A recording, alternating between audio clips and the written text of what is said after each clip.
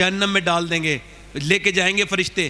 یہ کہے گا ماں ماں، پھر پیچھے دیکھے گی نہیں، پھر یہ پیچھے پلٹے گا، ماں، پھر نہیں دیکھے گی، پھر آواز دے گا او ماں.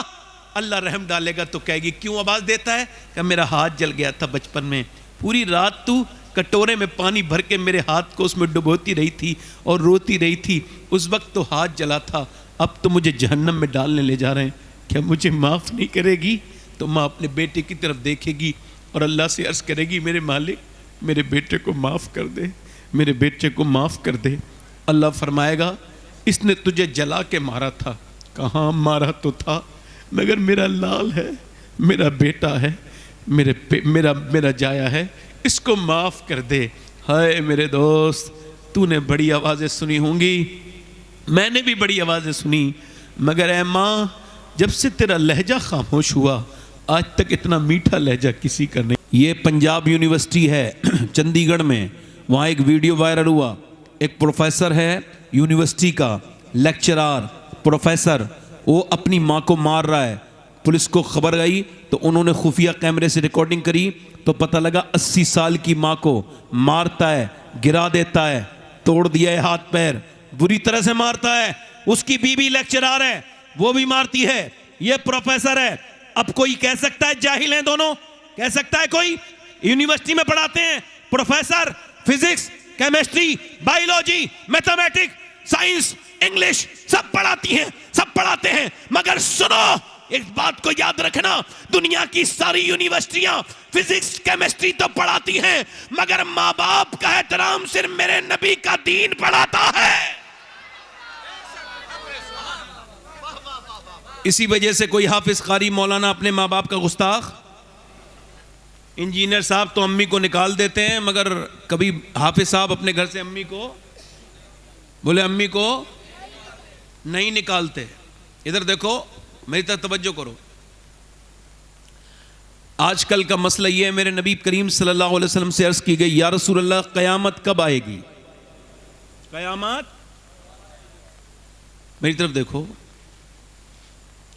یہ جناب ندیم فیضی صاحب قبلہ شاعر اسلام تشریف لائے ہیں.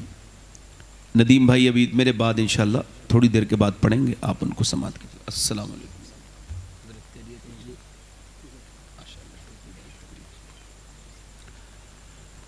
یہ ماشاءاللہ بڑے نیک انسان ہیں، بڑے عاشق رسول ہیں. اللہ نے ان کی آواز کو بڑا مقبول کیا ہے، اللہ ان کو اور مزید برکتیں عطا فرمائے.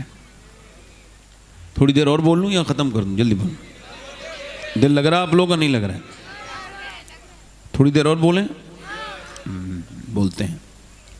اس کا مطلب کیا ہے؟ مطلب یہ ہے کہ ماں باپ کا احترام ضروری، لازم. حضور سے پوچھا گیا یا رسول اللہ، عرض کی گئی قیامت کب آئے گی؟ قیامت تو حضور نے فرمایا جب لوگ اپنے ماں باپ کی بے عزتی کرنا شروع کر دیں گے تو قیامت آ جائے گی. جب ماں باپ اپنے بچوں سے ڈرنے لگیں گے تو قیامت، میری طرف دیکھو، قیامت. جب ماں ڈرے گی کہیں میرا بیٹا میری بیٹی میری بے عزتی نہ کر دے تو قیامت. جب باپ اپنے بیٹے سے ڈرنے لگے کہیں میرے اوپر ہاتھ نہ اٹھا دے میرا جوان بیٹا ہے تو قیامت آ جائے گی. ایک بہت بڑے بزرگ گزرے ہیں ہمارے ہاں، ان کا نام ہے عالم دین شاہ احمد نورانی رحمت اللہ علیہ، انتقال ہو گیا. بہت بڑے عالم دین تھے. وہ لندن میں ماں کی عظمت پہ تقریر کر رہے تھے تو ایک انگریز نے ان سے سوال کیا، آپ نے بڑی اچھی تقریر اپنی ماں کی عظمت پہ کی ہے، کیا آپ اب بھی اپنی ماں کو اپنے پاس رکھتے ہیں؟ ہم نے سنا ہے آپ اس وقت بھی اپنی ماں کو اپنے ساتھ رکھتے ہیں، یہ بات صحیح ہے؟ تو وہ رونے لگے، کہنے لگے میں بھی اتنا بڑا تو نہیں ہوا کہ اپنی ماں کو اپنے پاس رکھوں.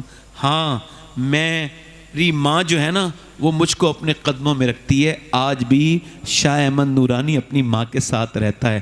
میں بھی اتنا بڑا نہیں ہوا ہوں جو ماں کو رکھوں، ماں مجھے رکھ رہی ہے. اعلیٰ حضرت رضی اللہ تعالیٰ عنہ فرماتے ہیں کہ میں سارے پیسے اپنی ماں کو دے دیتا تھا اور پھر خرچے کے لیے امی سے پیسے مانگتا تھا تاکہ میری امی کی عزت اور تکریم بنی رہے. جب ماں ڈرنے لگے بچوں سے تو ہیں، جب ماں خوف کھانے لگے. اچھا ماں ملتی کتنے دنوں کے لیے ہیں؟ جب ہوش سنبھالو تو بوڑھی ہو چکی ہوتی ہے، اور پھر وہ بیچاری کتنے دنوں کے لیے ملتی ہے. اب اس کے اوپر ظلم یہ ہے کہ لوگ کہتے ہیں بھائی ہم نے اپنی ماں کو حج کرا دیا، لے تم حج کرا سکتے ہو، تمہاری ماں نے دعائیں کی ہیں تو تم حج کرنے کے قابل بنے ہو.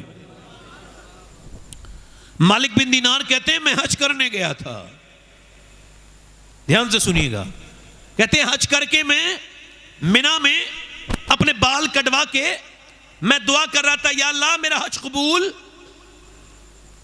حج قبول، جلدی بولو حج قبول کر لے. یا اللہ میرا حج قبول، میرا حج قبول، یا اللہ میرے اوپر مہربانی. کہتے ہیں میں سو گیا تو مجھے نیند آئی تو میں سو گیا تو مجھے خواب میں ہاتف غیب سے آواز آئی، اللہ نے سب کے حج قبول کر لیے مگر محمد بن ہارون بلخی کا اللہ نے حج قبول نہیں کیا. کہنے لگے کوئی بلخ کے لوگ ڈھونڈنا مشکل نہیں تھا. میں سو کے اٹھا تو میں نے دیکھا کہ دیکھو کدھر ہے بلخی، تو ادھر قریب میں ان کے خیمے تھے. میں نے کہا بلخی لوگ ہیں آپ کہاں؟ کہا محمد بن ہارون بلخی کے بارے میں معلوم. کہنے لگے کیسی بات کرتے ہیں، سب سے نیک آدمی ہے بلخ کا، وہ دیکھو سارا کچھ اللہ کے نام پہ دے چکا ہے، روز وہ ہر سال حج کرنے آتا ہے، وہ دیکھو عبادت کر رہا ہے، وہ مصلی پر بڑے خشوع خضوع کے ساتھ عبادت کر رہا تھا. کہتے ہیں میں اس کے پیچھے جا کے بیٹھ گیا، اس نے سلام پھیرا اور کہا السلام علیکم مالک بن دینار. میں نے کہا آپ مجھے جانتے ہیں؟ کہ میں تو یہ بھی جانتا ہوں. تم کیوں آئے ہو؟ کہا کیوں آیا ہوں؟ کہ یوں آئے ہو کہ میرا حج قبول نہیں ہوا، یہ بتانے کہ میرا حج، کہ میں 24 سال سے حج کرنے آ رہا ہوں. جب کعبے میں پہنچتا ہوں احرام باندھ کے تو احرام کو کفن سمجھتا ہوں. یہ کفن ہی تو ہوتا ہے احرام، دو کپڑے. میرے غوث العظم فرماتے ہیں جب تمہیں احرام باندھنے ملے تو اس وقت میں اس کو احرام نہ سمجھو، اس کو کفن سمجھو. یہ وہ کفن ہے جس میں توبہ کی توفیق ہے، اس کفن سے پہلے جس میں توبہ کی توفیق نہیں ہے. کہتے کعبے میں جاتا ہوں، کعبے پہ نظر پڑتی ہے تو دہاڑے مار مار کے روتا ہوں. میں نے بھی کعبے میں لوگوں کو روتے دیکھا ہے، چیختے دیکھا ہے، چلاتے دیکھا ہے، مگر ایسے بھی بدبخت دیکھے ہیں جنہوں نے کعبے کو بھی تاج محل سمجھ لیا ہے، اپنی بیویوں کے ساتھ فوٹو کھنچواتے ہیں، ذلیل بدترین اپنی بیویوں کے فوٹو انسٹاگرام پر ڈالتے ہیں. کعبہ گیا تھا تو جاہل، عمرہ کرنے گیا تھا بدتمیز. اور سن بے غیرتوں کی حکومت ہے، ورنہ اگر میرا بس چلے تو تیرے جیسے ظالم کو کعبے کے اندر گھسنے نہ دوں. یہ کون سی جگہ ہے؟ یہ وہی کعبہ ہے جہاں میرے سرکار طواف کیا کرتے تھے. یہ وہی کعبہ ہے کہ یہاں کی سرزمین پہ میرے غوث العظم چل رہے ہیں، وہاں کی کنکری اٹھا کے چومتے ہیں اور چومنے کے بعد آنکھوں سے لگاتے ہیں. مریدوں نے پوچھا آپ مکے کی کنکری کیوں چومتے ہیں؟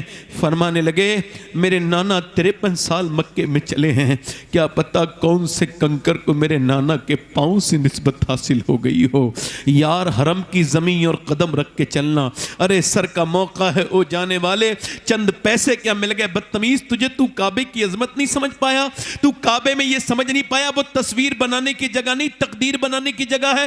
تو یہ سمجھا نہیں کہ کعبے میں تجھ کو اللہ کے سامنے اپنے گناہوں سے توبہ کرنی چاہیے تھی، مگر تو نے اپنے گناہ یاد نہیں آئے، تجھ کو موبائل یاد آیا. وہ کہتا ہے میں اپنے گناہ کو یاد کر کے روتا ہوں، استلام کرتا ہوں حجر اسود کا، طواف کرتا ہوں، سعی کرتا ہوں، 8 ذی الحجہ کو احرام باندھتا ہوں، منا جاتا ہوں اور احرام باندھ کے منا کے کیمپوں میں میں استغفار کرتا ہوں، توبہ کرتا ہوں، اپنے گناہوں کو یاد کرتا ہوں، پورے دن وہاں پہ روتا رہتا ہوں.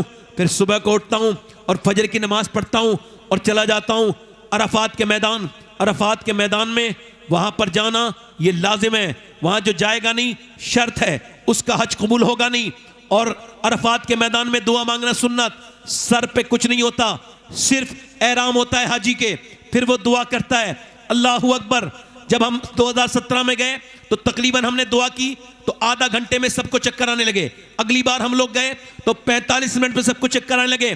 مگر سنیے، جب میرے نبی پاک نے اسی عرفات کے میدان میں جہاں حضرت آدم علیہ السلام کی دعا قبول ہوئی، عرفات کا میدان جو برکت کی جگہ ہے دعائیں قبول ہونے کی، میرے نبی نے اپنی امت کے لیے دعا کی. تو پہلے حضور دعا کرتے رہے اے اللہ میری امت کو بخش دے، میری امت کو بخش دے. آخری حج ہے میرے محبوب کا. پھر سر اٹھاتے ہیں، دونوں ہاتھ سینے سے لگا لیتے ہیں اور پھر سسکنے لگتے ہیں اور پھر کہتے ہیں یا اللہ میری امت کو بخش دے۔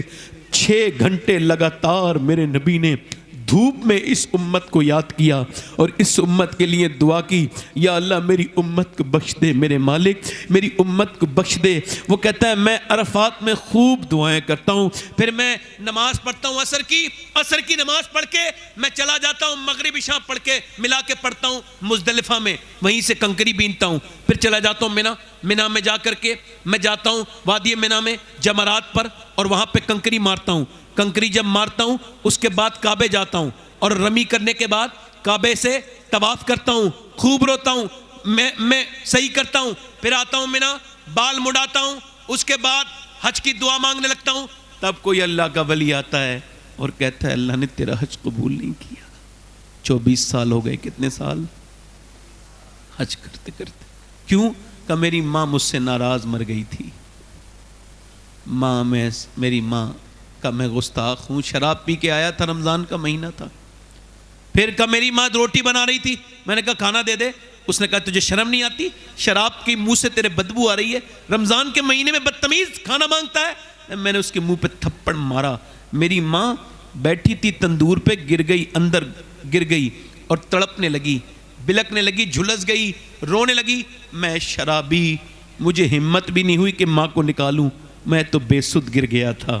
او شرابی، تو نے اکیلے نے شراب نہیں پی، تو نے اپنے بچوں کی خوشیاں پی لیں، تو نے اپنے بچوں کا سکون پی لیا، تو نے اپنی بیوی کی خوشیوں کو پی لیا، تو نے اپنی بیوی کا چین سکون شراب میں ملا کے پی لیا، تیرے بچوں کو تو نے برباد کر دیا، تیری بیٹی کی عزت خراب کر دی کہ جب تیری بیٹی جائے گی کہیں شادی ہو کے تو لوگ کہیں گے شرابی کی بیٹی ہے۔ تو نے اکیلے نے شراب نہیں پی، تو نے پورے گھر کو برباد کر دیا، سب کا سکون تو نے چھین لیا شرابی۔ وہ کہتا ہے مجھے گھسیٹ کے اندر کمرے میں بند کر دیا، اور میں جب میری آنکھ کھلی تو صبح کو میری بیوی پیکنگ کر رہی تھی، میں کہا کہاں جا رہی ہے؟ اپنے میکے جا رہی ہوں۔ کہا کیوں؟ کہا میں تیرے ساتھ نہیں رہوں گی، تو ماں کا قاتل ہے، ماں کا گستاخ ہے۔ کہا میری ماں مر گئی؟ کہا ہاں مر گئی، 9 مہینے تجھے پیٹ میں رکھنے والی مر گئی۔ پہلے ڈائپر کے زمانے نہیں تھے، جب سردی کے موسم میں پیشاب کرتا تھا بچہ تو ماں اپنے بیٹے کے پیشاب پہ سو جایا کرتی تھی۔ وہ دور اور تھے جب تمہاری ہماری ماؤں نے ہم کو پالا۔ وہ کہتا ہے کہ میری ماں کو میری صورت نے دکھائی تو میری بیوی نے کہا کہ تیری ماں کہہ کے گئی ہے اسے میری صورت مت دکھانا، اس کو میری صورت مت دکھانا۔ کہتے ہیں بس میری ماں مر گئی، میں ہر سال حج کرنے آتا ہوں۔ اتنی بات کی، مالک بن دینار اس کے منہ پہ تھپڑ مارا، تیرا حج قبول ہو جائے گا، ماں کو مار کے حج کرنے آیا ہے۔ کہتے ہیں میں سو گیا مالک بن دینار، حضور کا دیدار ہوا خواب میں، فرمایا تو نے اس کو کیوں ڈرا دیا ڈرے ہوئے کو مالک بن دینار؟ حضور نے فرمایا تو نے کیوں ڈرایا؟ کہا حضور ماں کا گستاخ ہے۔ کہا اللہ اس کو بخش دے گا۔ کہا حضور کیسے؟ کہا قیامت کے دن اس کی ماں دعویٰ کرے گی اے اللہ اس نے مجھے جلا کے مارا تھا، میری کیا کمی تھی مالک، میری کیا غلطی تھی؟ اللہ فرمائے گا جہنم میں ڈالو اس کو، جہنم میں ڈال دیں گے، لے کے جائیں گے فرشتے، یہ کہے گا ماں پھر پیچھے دیکھے گی نہیں، پھر یہ پیچھے پلٹے گا، ماں پھر نہیں دیکھے گی، پھر آواز دے گا او ماں، اللہ رحم ڈالے گا تو کہے گی کیوں آواز دیتا ہے؟ کہ میرا ہاتھ جل گیا تھا بچپن میں، پوری رات تو کٹورے میں پانی بھر کے میرے ہاتھ کو اس میں ڈبوتی رہی تھی اور روتی رہی تھی، اس وقت تو ہاتھ جلا تھا، اب تو مجھے جہنم میں ڈالنے لے جا رہے ہیں، کیا مجھے معاف نہیں کرے گی؟ تو ماں اپنے بیٹے کی طرف دیکھے گی اور اللہ سے عرض کرے گی میرے مالک میرے بیٹے کو معاف کر دے، میرے بیٹے کو معاف کر دے۔ اللہ فرمائے گا اس نے تجھے جلا کے مارا تھا۔ کہاں مارا تو تھا مگر میرا لال ہے، میرا بیٹا ہے، میرا جایا ہے، اس کو معاف کر دے۔